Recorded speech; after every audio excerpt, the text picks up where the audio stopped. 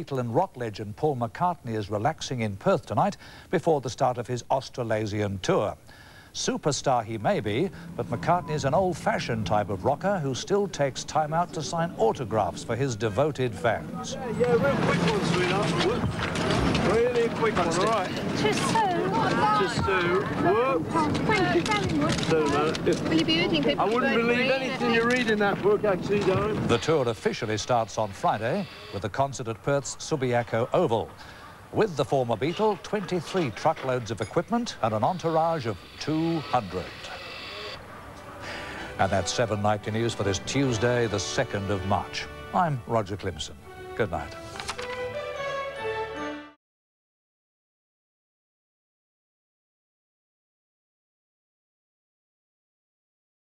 Paul McCartney's made a rare guest appearance on radio in Perth.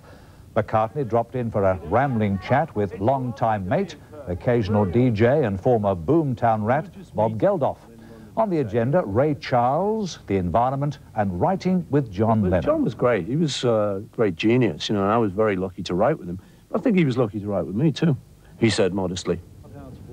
And on drugs... Kids, I try and tell them what I know about it, what I think are the most harmful stuff, what I think are the most unharmful things. Let them get on with it themselves and recommend a kind of healthy lifestyle. Yeah. And that may be age, I don't know. It may also be wisdom. Responsibility, too. Yeah. Hit it. You tell lies thinking I can see. You can't cry because you're laughing at me. I'm down. He never changes.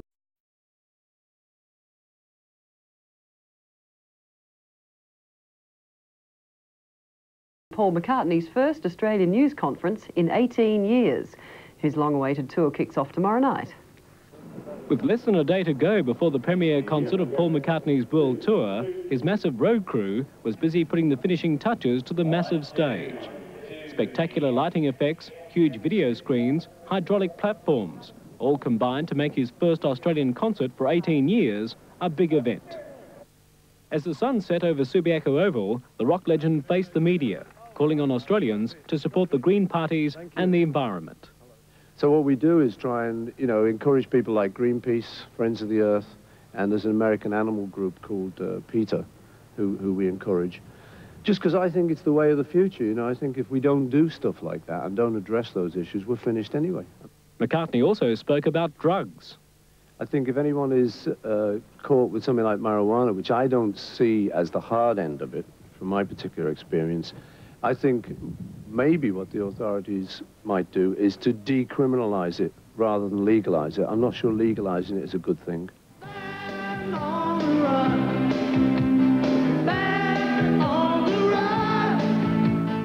The McCartney repertoire will include not only his own hits, but some Beatles favourites.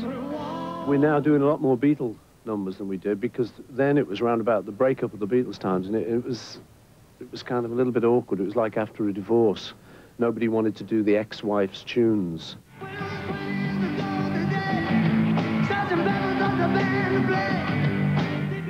Alan Hind, 10 Eyewitness News.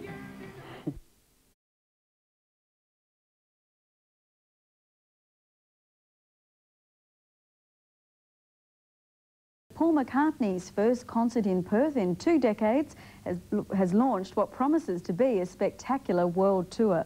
While most raved about the 2.5-hour show at Subiaco Oval, the local council has been flooded with noise complaints.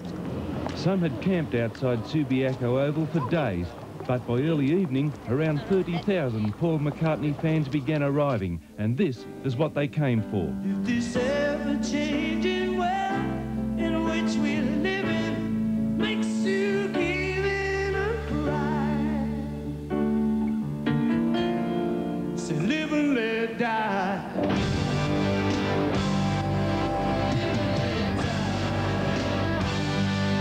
Live and let die.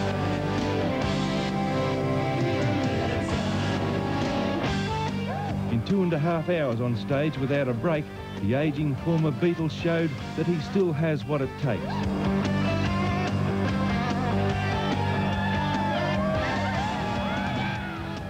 Most of these young fans weren't even born when Paul McCartney and the Beatles took the pop music scene by storm more than 3 decades ago.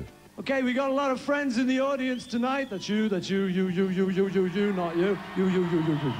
I'm not the originals, but my father is, and I just take after him, I suppose. I guess I'm lucky.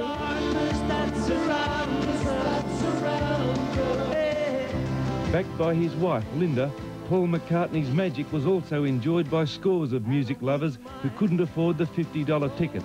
Others who happened to be in the right place at the right time got in for nothing. Yeah, we were just standing at the front because we couldn't afford the money to go in and see the concert, and we were just standing there waiting for a while and listening to it, and suddenly this gentleman came up and gave us 2 complimentary tickets. To avoid complaints about the noise, nearby residents were also given free tickets, but their babysitters had just as much fun. I don't actually live here, I'm just babysitting, so that's a good babysitting job.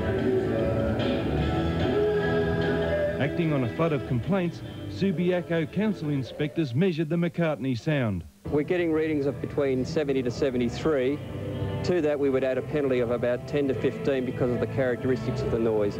So it's very excessively noisy and well over the limits. But others didn't mind the noise at all. Not at all.